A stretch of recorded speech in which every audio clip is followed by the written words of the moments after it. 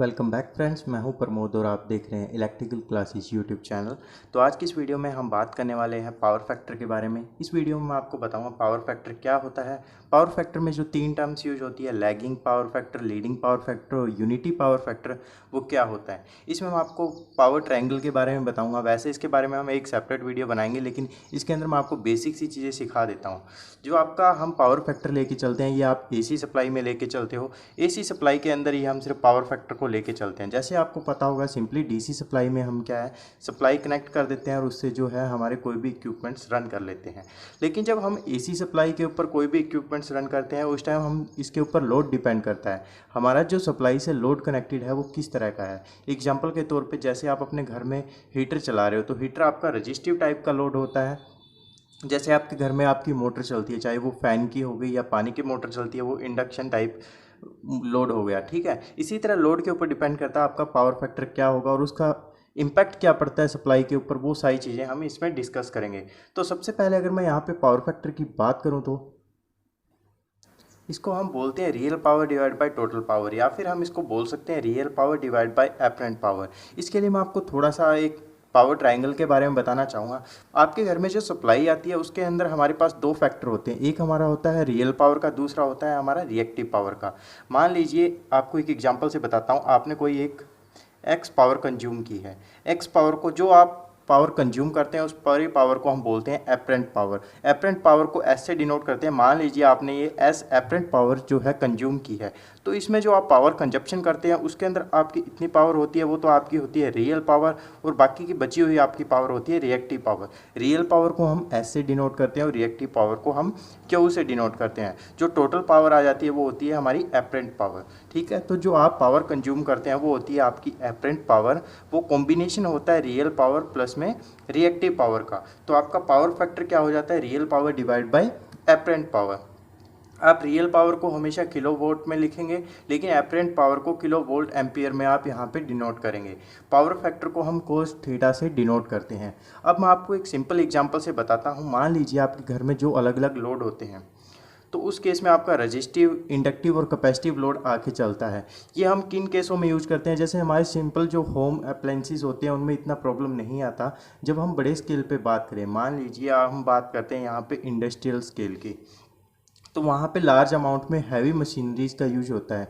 Induction type load होता है, मतलब कि इंडक्टिव लोड होता है। इंडक्टिव लोड में आपकी जितनी भी मोटर्स आती है सारी, वहाँ पे उस कारण क्या होता है, जो मोटर है वो सारे की सारी जो है लैगिंग लोड की हो जाती है। मतलब कि लैगिंग लोड में क्या होता है, आप यहाँ पे चीज़ देखिए, जो मैंने साइन वेव बनाई है, इनमें मैंने दो चीज़ें लिखी है। यहाँ पे जो हमने ग्रीन सिंबल बनाया है वो आप यहाँ पे लेके चलेंगे वोल्टेज का होगा, और जो मैंने यहाँ पे ब्राउन सिंबल बनाया है उसको हम यहाँ पे करंट के लिए डिनोट करेंगे, ठीक है। तो मैं यहाँ पे बता देता हूँ, हमने ग्रीन वाला बनाया है यहाँ पे वोल्टेज के लिए, और ये होगा हमारा करंट के लिए। तो सबसे पहले अगर बात की जाए तो देखिए रजिस्टिव लोड में क्या होता है।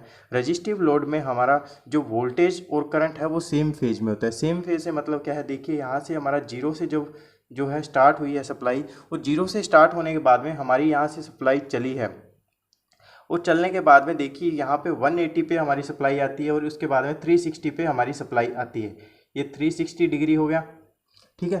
360 और 180 पे, सबसे आप पहले देखिए 180 डिग्री पर, 180 डिग्री पर हमारी जो सप्लाई है वो एक साथ स्टार्ट हुई थी और एक साथ ही वापस यहाँ पे जीरो पे आ रही है। मतलब कि जो वोल्टेज और करंट है वो सेम फेज में स्टार्ट होते हैं और सेम फेज में ही आके बंद होते हैं। तो इसका मतलब यहाँ पे जो हमारा पावर फैक्टर है वो क्या है, यूनिटी रहेगा। और ये यूनिटी क्यों रहता है, क्योंकि यहाँ पे देखिए जो दोनों फेज थे हमारे, वोल्टेज और करंट के फेज के बीच का डिफरेंस कितना है, जीरो हो गया। देखिए यहाँ पे दोनों सेम स्टार्ट हो रहे थे और सेम बिल्कुल है जो क्लोज हो रहे हैं, तो इन दोनों के बीच का डिफरेंस कितना है, जीरो। तो मतलब कि हमारा कोस थीटा कितना हो गया, जीरो। कोस थीटा जीरो होने पर हमारी वैल्यू क्या आती है, 1 आता है। मतलब कि यूनिटी पावर फैक्टर आ गया। इसको हम इस तरह से भी देख सकते हैं। जो देखिए हमारा लोड था, रजिस्टिव लोड होता है, हमारा करंट इसमें से जो भी फ्लो होगा वो यूनिटी पावर फैक्टर का होगा। अगर उसी केस में अगर मैं बात करूँ इंडक्टिव लोड की, तो इंडक्टिव में जो हम मोटर्स यूज करते हैं उस केस में देखिए हमारा वोल्टेज तो वहीं से स्टार्ट हो रहा है, लेकिन करंट क्या है, वोल्टेज से आगे आ जाता है। मतलब कि इसमें जो है करंट आगे हो जाता है। तो इस केस में करंट है जो ज़्यादा कंज्यूम होता है एज़ कम्पेयर टू वोल्टेज। मतलब कि इसमें हाई करंट कंजप्शन होने के कारण आपका जो है बिल भी बढ़ जाता है। तो आपकी जो जितनी भी हैवी इंडस्ट्रीज होती है वहाँ पे भी इलेक्ट्रिसिटी बोर्ड है वो कहता है कि आप पावर फैक्टर को मेंटेन कीजिए। अगर वहाँ पे आप पावर फैक्टर को मेंटेन नहीं करके चलते हैं तो उस जगह आपको पेनल्टी लगती है। तो जब आपका करंट है जो वोल्टेज से आगे हो जाएगा उस केस में हम इसको बोलते हैं लैगिंग पावर फैक्टर, और इसको हम रिएक्टिव पावर बोलते हैं जब हमारी क्या है दोनों में वोल्टेज और करंट के बीच में डिफरेंस आ जाता है। यहाँ पे देखिए आपकी यहाँ पे वोल्टेज और करंट के बीच में कुछ डिफरेंस आ जाता है, तो इस टाइम जो पावर कंजप्शन होती है उसको हम रिएक्टिव पावर बोलते हैं। इसको kVAR से हम डिनोट करते हैं। और इस केस में देखिए हमने आपको यहाँ पे इंडक्टिव लोड लगा के दिखाया है। इस केस में इसको इम्प्रूव करके हम यूनिटी बनाने के लिए हम इसमें क्या करते हैं, कैपेसिटर है वो पैरेलल में कनेक्ट कर देते हैं। थर्ड केस लेके चलिए, इसके अंदर क्या है आपकी एक केस हम लेके चलते हैं यहाँ पे वोल्टेज का और दूसरा केस लेके चलते हैं हम यहाँ पे करंट का। तो इसमें देखिए आपकी वोल्टेज लीड करती है और करंट है जो लैग करने लग गया। तो ये केस होता है आपका कैपेसिटिव लोड का।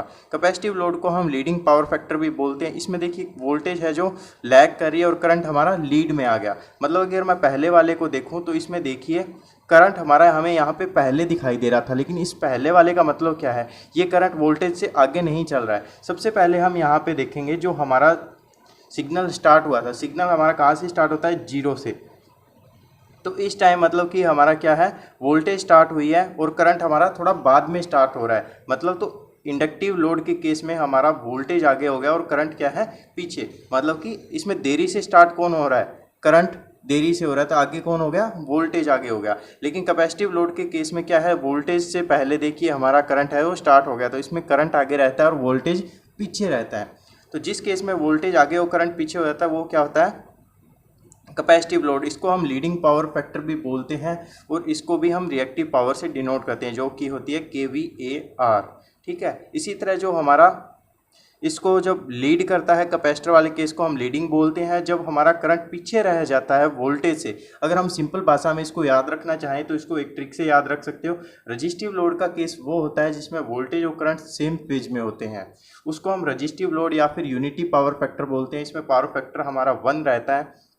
दूसरा होता है हमारा इंडक्टिव लोड जिसको हम लैगिंग पावर फैक्टर बोलते हैं। इसमें क्या है, हमारा करंट है जो लैग कर जाता है, मतलब कि करंट पीछे रह जाता है वोल्टेज से, उस केस को हम बोलते हैं लैगिंग पावर फैक्टर। इसमें पावर फैक्टर हमारा लेस देन 1 हो जाता है, मतलब जो है जो हमारा 1 से काफ़ी पीछे रह जाता है। और थर्ड केस आता है हमारा लीडिंग पावर फैक्टर का। इस केस में क्या है, हमारा करंट है जो वोल्टेज से आगे होता है, इसको हम लीडिंग पावर फैक्टर बोलते हैं। तो इस तरह से आप पावर ट्रायंगल से ये चीज़ समझ गए हो पावर फैक्टर क्या बोलता है और एसी सप्लाई में पावर फैक्टर कितना इंपॉर्टेंस रखता है।